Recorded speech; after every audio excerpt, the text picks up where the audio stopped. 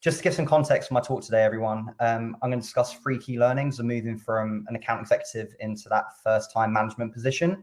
And hopefully there's some useful nuggets you can take away and employ today as an AE, and also give you insight into some of the things that I faced when I moved into a management role for the first time.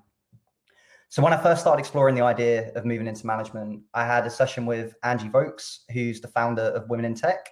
And she drilled something into me that I wish I focused on much, much earlier in my career. And that's the power of effectively communicating upwards.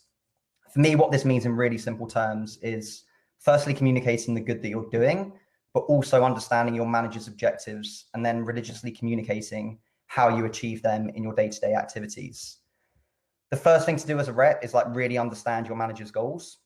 So it could be that your manager's objectives is scaling the team. It could be that they're looking to reduce ramp time. It could be that they're tasked with innovating on the current processes.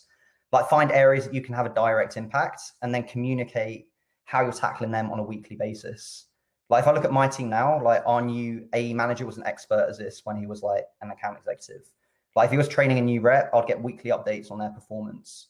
If he improved or had suggestions around a process, I got communications via email constantly. And like the key lesson that I want to convey is like, don't let your hard work go unnoticed. If you're doing something positive, you should always think like, how can I communicate this upwards? Like it'll do wonders for your career in the long term and like just really make you stand out from the rest of your team. The second area I want to discuss is the importance of building relationships outside your immediate functional team and the impact again that this can have in your career. I wanted to share like a really quick story about how I went from my current role and how people outside sales had a huge say in the ultimate decision in me actually getting the position. For context, like as James said, I was an SDR 3 years ago, so I was probably punching a little bit out of my league, but the colleagues in other departments really fought my corner to give me a chance. And there were multiple people involved. I had the CMO, the head of CS, head of other departments as well, were also involved in the process. Like when I was an AE, what I did very, very well is I worked very closely with these different department heads, and I made sure that I attended all company events. I led like cross-departmental meetings when there was the opportunity to do so. And also like whenever they needed something, I always made sure that I was a main point of contact that they could come to actually get something done.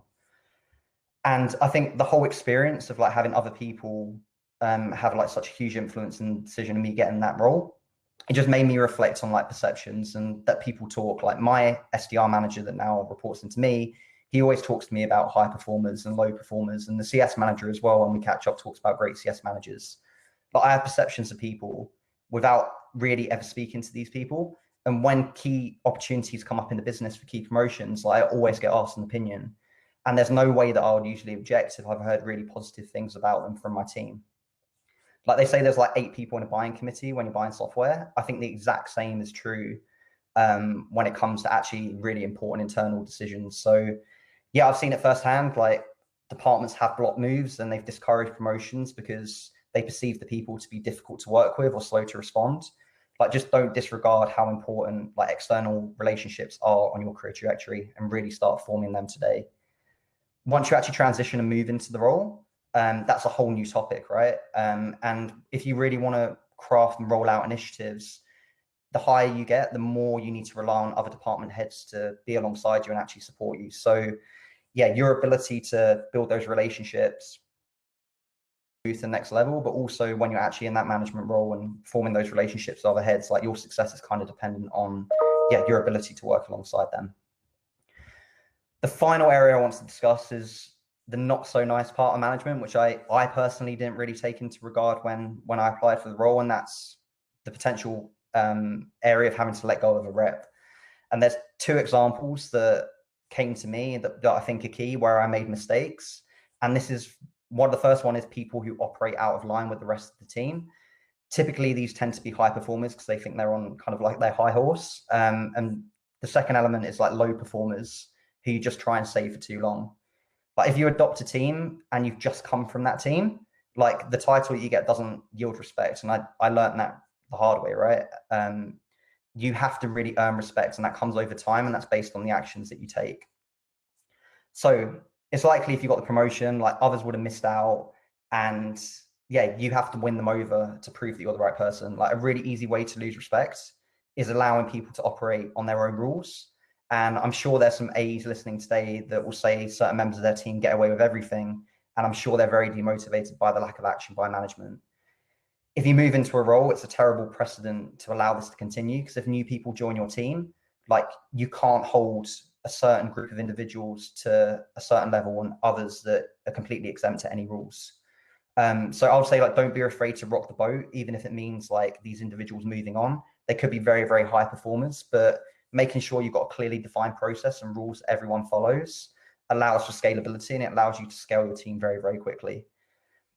And for me, like, the high performers I want in my team, they're the people that are like the golden children. Like, they follow my playbook to a T, and they're just a great example for anyone moving into my team as a new account executive. The second element is then dealing with low performers.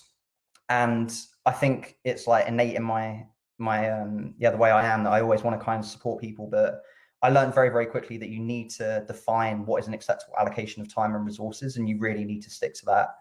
Like, after the point, if there's no improvement from the individual, like, unfortunately, you will have to let them go. And prolonging this for too long, one of the things that I've seen is that it shows the wider members of the team that you just allow for consistent underperformance to go unnoticed.